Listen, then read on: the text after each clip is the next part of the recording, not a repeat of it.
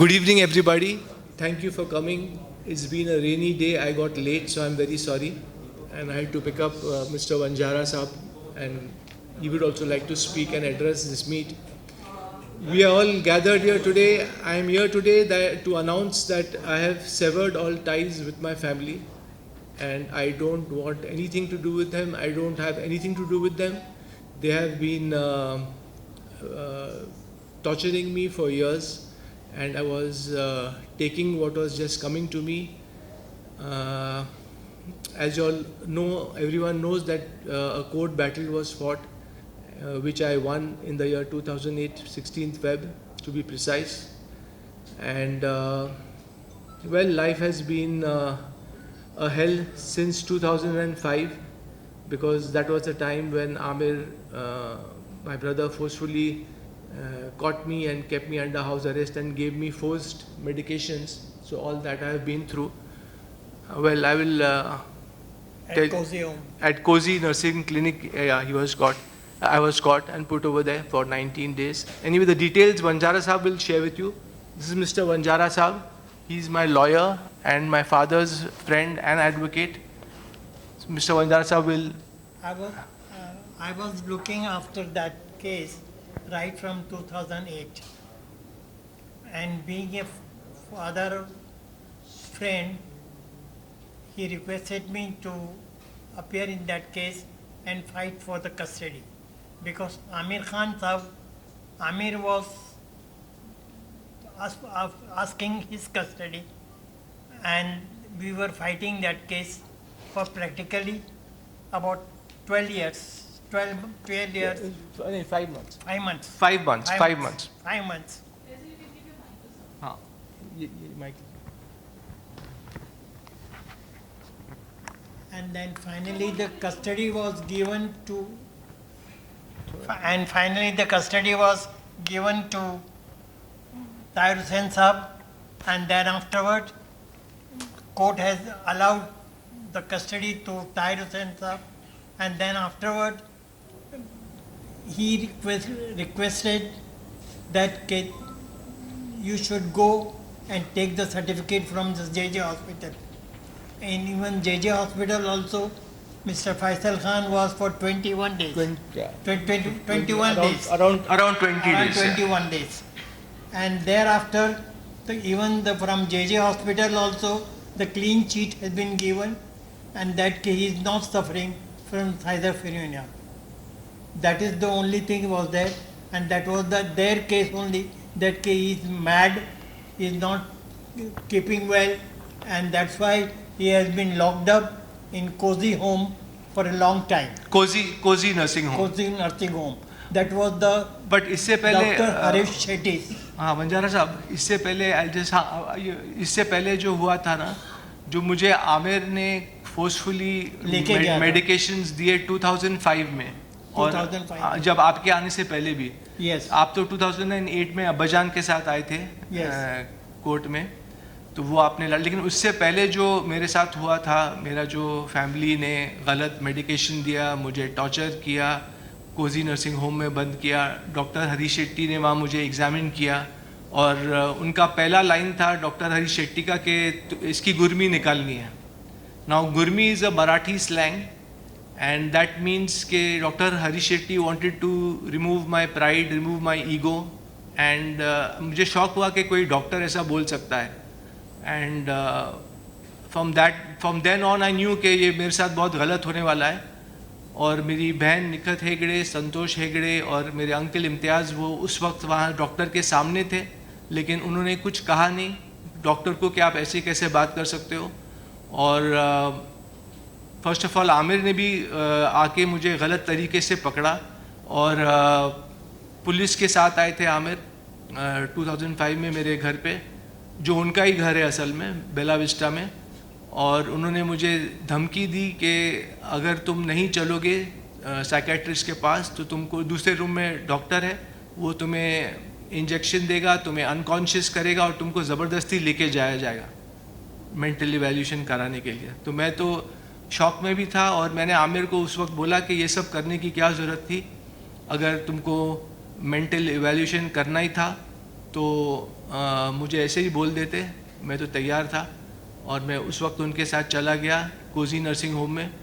वहाँ और उन्होंने मेरा फ़ोन भी ले लिया, मेरे अंकल इम्तियाज़ ने मेरा फ़ोन ले लिया और मैं बिल्कुल लाचार था, हेल्पलेस था और उनके मर्सी पे था, आमिर खान और फैमिली के। और फिर डॉक्टर ने जब ऐसी बात की तो मुझे मालूम पड़ गया कि मेरे साथ बहुत गलत होने वाला है और मुझे हर चीज़ सहनी पड़ेगी। लेकिन उस दिन भी मैंने उन लोगों को कहा था कि मैं एक चींटी हूँ। मेरे सिस्टर निखत और संतोष हेगड़े को मैंने कहा था कि मैं चींटी हूँ इस वक्त, लेकिन एक दिन आएगा जब चींटी भी हाथी को मार गिराएगी और शायद वो दिन आज आ गया है। मैं सबके सामने ये कहना चाहूँगा कि मेरे साथ बहुत गलत हुआ और मैंने बहुत सहा उनकी और उनके टॉर्चर को सहा मैंने। बहुत ट्रॉमेटिक टाइम था मेरे लिए। तो ये 2005 में मुझे पहले कोजी नर्सिंग होम में बंद किया गया, ज़बरदस्ती दवाएं दी की गलत सलत, और फिर 19 दिन के बाद मुझे आमिर के घर पे कैद कर दिया गया, जहाँ रूम के बाहर बॉडीगार्ड्स रहते थे और मुझे ज़बरदस्ती दवाएं दी जाती थी। और जब मैंने कोजी नर्सिंग होम में भी कहा था कि मुझे दवाइयाँ की ज़रूरत नहीं है, तब भी मुझे फोर्सफुल मेडिकेशन दिया। एक ड्रग का नाम है सेरेनेस, जो उसका टेस्ट भी नहीं आता है और वो कलरलेस भी रहती है, वाटर के कलर की रहती है। तो वो बॉडीगार्ड सब लोग मुझे वो दवाई देते थे, पानी में इंजेक्शन के थ्रू बॉटल में डालते थे और मुझे पानी और खाना तो खाना ही था ज़िंदा रहने के लिए। तो जब मुझे एहसास हुआ कि मैं 20-20 घंटे सो रहा हूँ, तो मैंने मेरी सिस्टर को बुला के कहा कि मुझे पता है कि तुम लोग मुझे दवाइयाँ दे रहे हो चुपचाप, तो मैं ये ओवरडोज हो सकता है and I can lose my life, मैं अपनी जान खो सकता हूँ।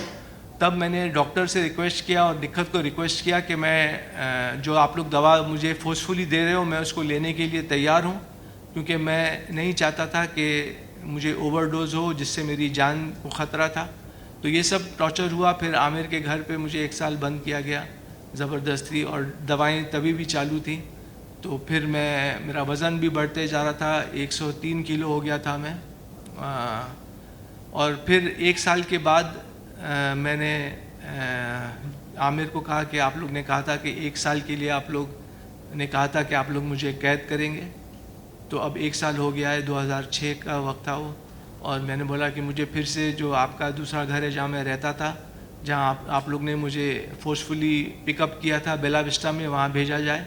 तो आमिर ने मुझे अलाउ किया कि मैं वहाँ जा सकता हूँ। उन्होंने कहा, क्योंकि 1 साल में मैंने कुछ ऐसे ही उनको मौका ही नहीं दिया था कुछ मेरे अगेंस्ट कहने का, करने का। तो 1 साल के बाद मुझे घर जाने दिया वापस। और फिर 2007 में फिर सब ठीक चल रहा था। मैं कुछ गोट फार्म स्टार्ट करने की कोशिश कर रहा था, और उसके यहाँ अहमदनगर में एक मैंने ज़मीन भी देखी थी और वहाँ गोट फार्म स्टार्ट करने की मैं कोशिश कर रहा था, और कुछ लोगों को मिल रहा था उसके लिए। तो वो सब काम चल रहा था। सडनली आमिर ने मुझे 2007 में बुला के दोपहर को, डॉक्टर हरी शेट्टी और आमिर ने कहा कि तुमको कल जाना है, अपनी सिग्नेटरी राइट्स देना है। अब सिग्नेटरी राइट्स वो होता है कि आपका पूरा हक एक इंसान का छीन लिया जाता है और आपको कोई पावर नहीं रहता है साइन करने का, और आपका अस्तित्व बिल्कुल शून्य हो जाता है, ज़ीरो। मतलब आप एक आदमी हैं, आप जी रहे हैं, लेकिन आप कुछ कामकाज नहीं कर सकते, कोई चेक साइन नहीं कर सकते, कोई अग्रीमेंट साइन नहीं कर सकते। तो मुझे जब ये पता चला, मैं उनको तो हाँ बोल रहा था कि मैं जाऊंगा और डॉक्टर और जज के सामने बोलूँगा कि I am incapable of taking my decisions. Aamir ने कहा था ऐसे बोलना है तुमको जाके जज के सामने कि मैं अपने फ़ैसले खुद ले नहीं सकता और मुझे एक गार्डियन की ज़रूरत है। तो उस वक्त तो मैं हाँ बोल रहा था उनको कि हरी शेट्टी को और आमिर को कि हाँ मैं जाऊँगा और सब करूँगा। लेकिन मेरे दिमाग में चल रहा था कि मैं अपने आप को अब कैसे बचाऊं और इस चक्रव्यूह से कैसे निकल पाऊं। और तब मैंने फ़ैसला किया घर जाकर कि मैं घर छोड़ दूंगा, और मैं घर से निकल गया, क्योंकि अब मुझे पता चल गया था कि मेरी फैमिली को मुझे टेक ऑन करना पड़ेगा। मेरी फैमिली मेरे ख़िलाफ़ है और मुझे अपनी फैमिली के सामने लड़ना पड़ेगा, खड़ा होना पड़ेगा। और तब मैंने फ़ैसला लिया घर छोड़ने का, और मैं अपने दोस्त एक इंस्पेक्टर हैं मिस्टर सन के, उनको मिला और उनसे मैंने राय ली कि मैं ऐसे ऐसे फंस चुका हूँ, मेरी फैमिली मुझ पर जुल्म कर रही है। उनको सारा मामला मैंने बताया। तो मिस्टर संके ने कहा कि आप जाइए और आप एक गवर्नमेंट हॉस्पिटल में अपने आप को इवैल्यूएशन कराइए। और संके ने कहा आप तैयार हैं कराने के लिए? तो मैंने कहा हाँ बिल्कुल, अगर मैं बिल्कुल कराऊंगा इवैल्यूएशन मेंटल, क्योंकि अगर मैं सच में पागल हूँ तो मुझे फैमिली के पास जाना चाहिए और फिर मैं जाऊँगा। तो मैंने KEM हॉस्पिटल में जाके बहुत मुश्किलों से मैंने टेस्ट दिया, क्योंकि जब आप जाते हैं, कोई इंसान जब जाता है गवर्नमेंट हॉस्पिटल में टेस्ट करने को, तो आपको वो बग़ैर एक फैमिली मेम्बर के टेस्ट भी नहीं करते। तो फिर मैं फंस गया फिर से, क्योंकि कोई सब फैमिली मेम्बर्स मेरे ख़िलाफ़ थे।